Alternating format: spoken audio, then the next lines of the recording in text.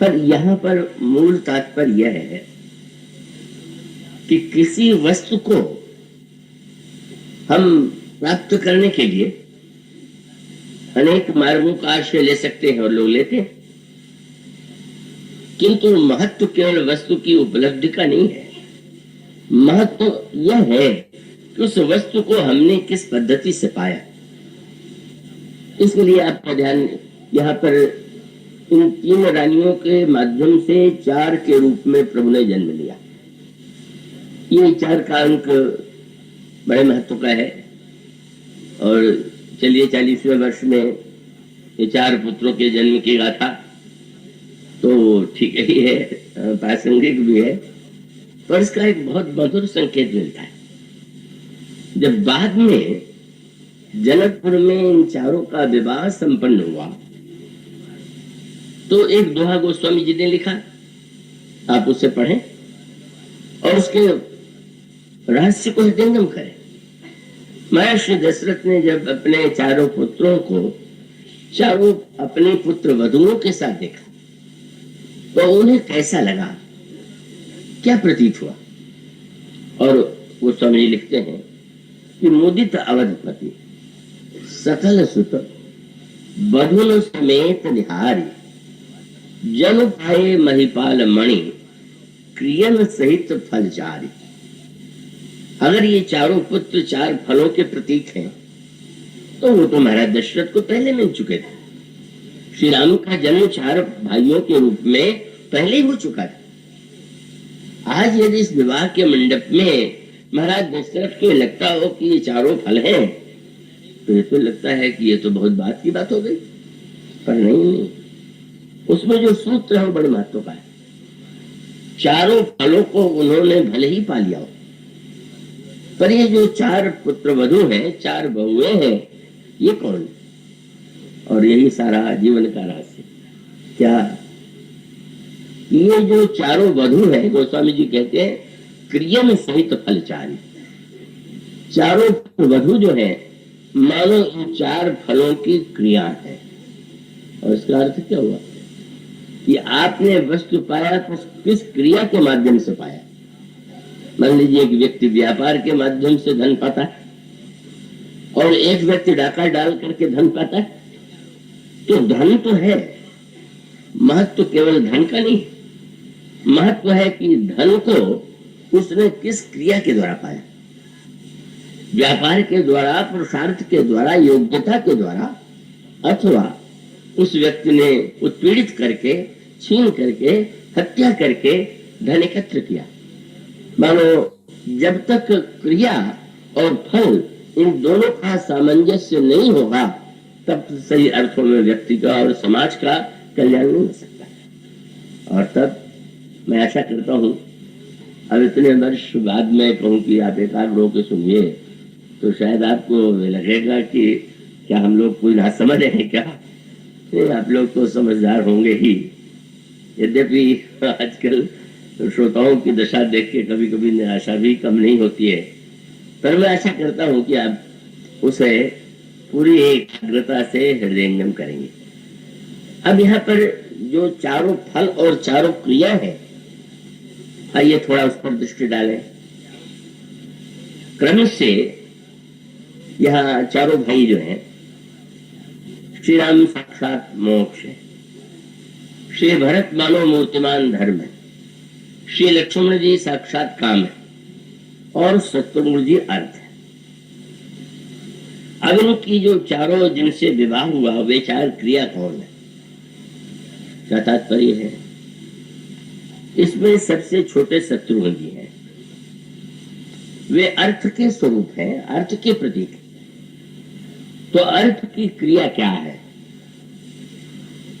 आपके सामने कल वह पंक्ति पढ़ कही गई थी, आप पढ़ चुके होंगे कि लंका में भी तो अर्थ की बड़ी उन्नति हो रही है। 400 कोस सोने का जहां नगर हो, जहां इतना सोना है, जहां इतनी समृद्धि है, तो अर्थ की तो वहां पर पराकाष्ठा है। किंतु अर्थ में के पीछे लंका की जो क्रिया है और अर्थ के पीछे जो अयोध्या और मिथिला का दर्शन है वो सर्वथा अलग है। रावण ने इस स्वर्णमयी लंका को कैसे पाया? रामायण में आप पढ़ते हैं, तो वो चारों ओर भ्रमण कर रहा था और उसको एक सुंदर नगर दिखाई पड़ा जो सोने का बना हुआ नगर था। उस पर यक्ष उसमें निवास कर रहे थे। पता चला कि यह कुबेर का नगर है और उनके आदेश से यहाँ पर यक्ष निवास करते हैं। और रावण ने सेना लेकर आक्रमण किया। उस सेना को देख करके वहां के यक्ष डर के मारे भाग खड़े होते हैं। रावण ने उस लंका पर अधिकार कर लिया। स्वर्णमयी लंका पर अधिकार करने पर भी उसे संतोष नहीं हुआ। उसे पता चला कि उसके बड़े भाई कुबेर के पास एक विमान, तो अब लंका तो मिल गई और विमान तो अभी कुबेर के पास, और बड़े भाई के ऊपर भी आक्रमण कर दिया। एक बार कुबेर पढ़ावा का पुष्पक जान जीत ले आवा। तो इसका अभिप्राय है कि उसने जीवन में सारी समृद्धि जो पाई वो बलपूर्वक छीन करके, बड़ों को अपमानित करके, अनादृत करके। तो अर्थ की एक उन्नति जो लंका में हो रही है वो भी तो बहुत बड़ी उन्नति है। और इसी प्रकार से रावण ने जीवन में काम की उपलब्धि की दृष्टि से देखा जाए, काम का संबंध सौंदर्य से है, विवाह से है। रावण के जीवन में कितना विस्तार है, संसार में कितनी सुंदर, कोई ऐसी दिव्य सुंदरी ही नहीं है किसी जाति की, किसी कुल की, कि जो रावण के महल में न हो। गोस्वामी जी पर बताते हैं कि विवाह कैसे हुआ। विवाह मंदोदरी से ही नहीं, गोस्वामी जी कहते हैं कि जहां भी रावण यह सुन लेता है किस जात में एक बड़ी सुंदर कन्या है, अद्वितीय सुंदरी है, और वो प्रस्ताव भेज देता है कि तुम अपनी कन्या लाकर मुझे अर्पित करो। सीधे कोई मान जाए तो ठीक ही था, नहीं तो फिर आक्रमण करता है और बलपूर्वक वो छीन करके ले आता है। गोस्वामी जी का वो दोहा पढ़ते हैं, देव यक्ष गंधर्व नर किन्नर राजकुमारी जीत बरी निज बाहुबल बर सुंदरी बहुधारी। लंका में काम की दृष्टि से कितनी सुंदरता है कि गोस्वामी जी ने सुंदरकांड में लिखा कि वहां इतनी सुंदरियां थी कि सुर नाग नर गंधर्व कन्या रूप मुनिमन मोह, जिसकी सुंदरता देख करके मुनियों के मन में भी मोह उत्पन्न हो जाए, ऐसा सौंदर्य लिखा है। पर रावण के जीवन में यह सौंदर्य और काम की उपलब्धि जो है बलपूर्वक, अत्याचार पूर्वक छीन करके, और उसकी पराकाष्ठा तब है कि जब उसने शूर्पणखा के द्वारा जनक नंदिनी सीता के सौंदर्य के विषय में सुना और उनका हवि हरण करके ले आता है। तो लंका में अर्थ न हो ऐसी बात नहीं है, अर्थ की पराकाष्ठा। लंका में काम न हो ऐसा भी नहीं है, लंका में काम की दृष्टि से भी सब कुछ दिखाई देता है, और लंका में धर्म न हो ऐसा भी कुछ नहीं। लंका में धर्म का चारों ओर यो देखे का जिस समय अंगद से रावण वार्तालाप करता है तो अंगद से रावण ने यही कहा, तूने कहा तुम जानते हो मैं भी शिव भक्त हूं और वो तुम्हारा स्वामी। 10-5 फूलों के द्वारा शंकर के को अर्पित करता है, पर मैं वो रावण कि कर सरोज निज स्वर्ण उतारी पूजो अमित भारत पुरारी। मैंने अपने कर कमलों से, क्या बढ़िया, अपने कर के लिए कमल कहना, ये भी उसकी अपनी आत्म प्रशंसा की प्रवृत्ति है कि मैंने अपने कर कमलों से सिर सरोज, अपने सिर कमल को उतारा और न जाने कितने बार भगवान शिव को अपने उस वस्तु के द्वारा, उस आराधना के द्वारा संतुष्ट किया। हम उस दृष्टि से विचार करके देखें तो रावण बड़ा धार्मिक प्रतीत हो रहा है। और उसकी पराकाष्ठा तो यह है कि कई लोगों ने यहाँ तक कल्पना कर ली।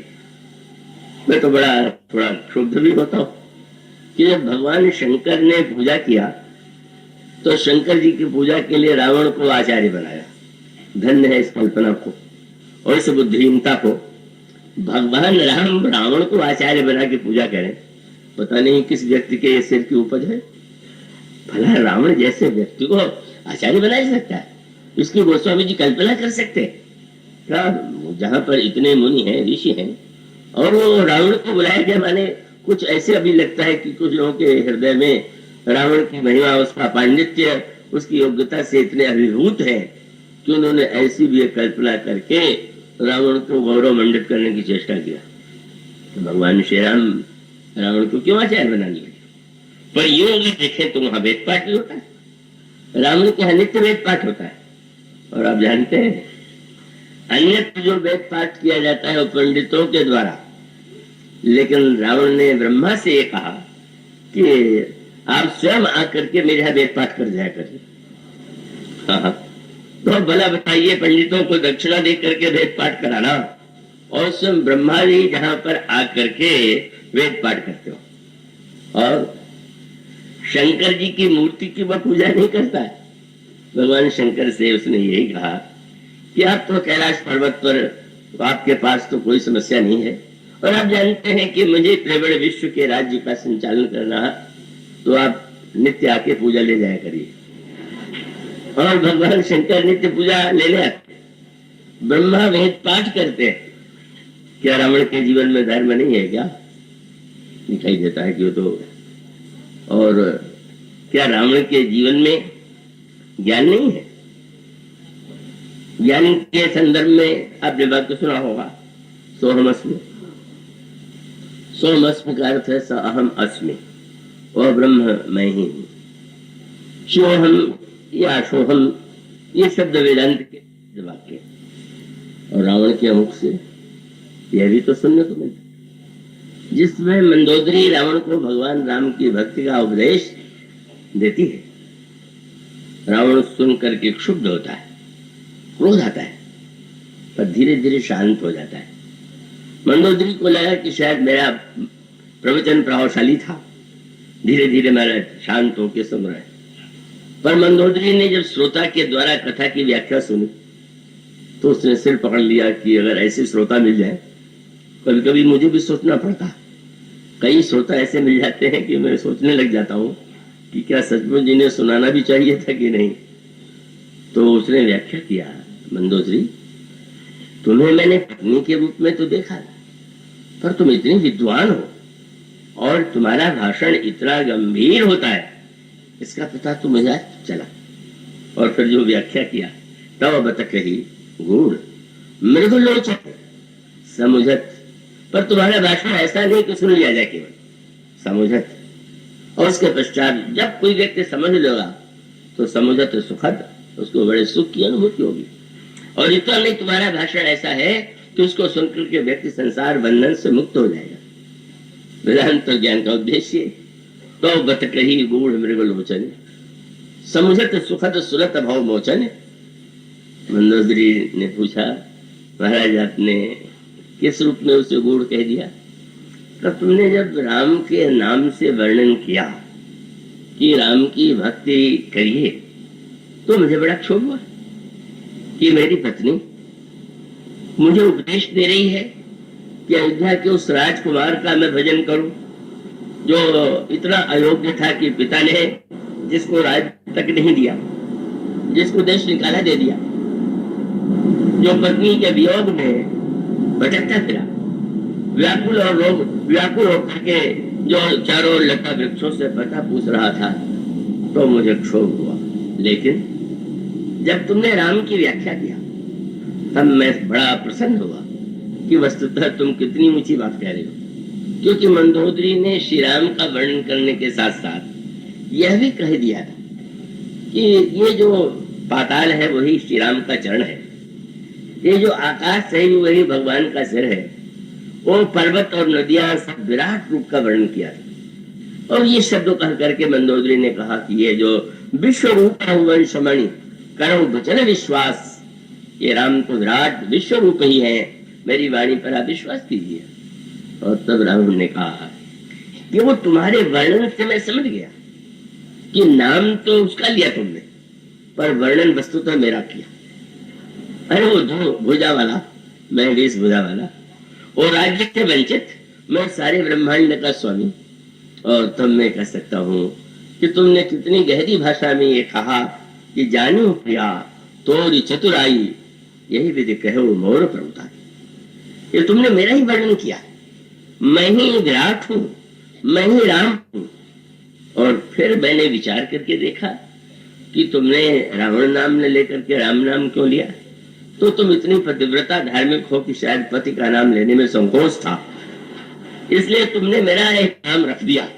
और मेरे तो अनेक नाम है, चलो एक नाम ये भी सही। अब आप कल्पना कीजिए, रावण जब अपने को रामो हम कहे, अच्छा अब जो कोई वेदांती कहता है शिव हम, यह कोई वेदांती ज्ञानी कहता है सोहम, तो उसमें अंतर है क्या? बस यही तो विचार की बात है। एक तत्वनिष्ठ व्यक्ति के अंतःकरण में सोहम की जो ध्वनि होती है, और जब सोहमस्मि या सोहम की बात, शिवोहम की बात उसकी वाणी से निकलती है, तो उसका ज्ञान। और रावण भी जब ज्ञान की वही ऊंची शब्दावली, वेदांत किसी शब्दावली का प्रयोग अपने लिए करता है, तो उसमें कोई अंतर है कि नहीं अंतर है? और तो उसका तात्पर्य यही कि लंका में यूं देखें तो सब कुछ है, अर्थ भी है, काम भी है, धर्म भी है। धर्म के संदर्भ में तो गोस्वामी जी ने कविता रामायण में कहा यही कि वेद पढ़े विधि शंभु सहित पूजावन रावण सो घरावे। तो ऐसी स्थिति में रावण की निंदा क्यों है? रावण को हम खलनायक क्यों कहते हैं?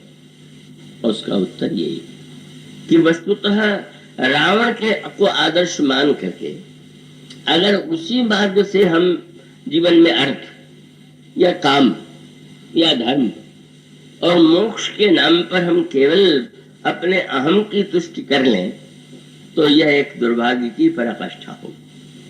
इसलिए प्रभु ने अवतरित होकर के 4 राजकुमारों के रूप में जन्म लेकर के और विवाह में जिन महर्षि जनक की पुत्रियों को परिणय के रूप में स्वीकार किया, उसका संकेत यही है कि अर्थ के साथ किस क्रिया का वर्ण होना चाहिए, धर्म के साथ किस क्रिया का जीवन में उदय होना चाहिए, और काम के लिए किस क्रिया की अपेक्षा है, और मोक्ष के लिए कौन सी क्रिया चाहिए।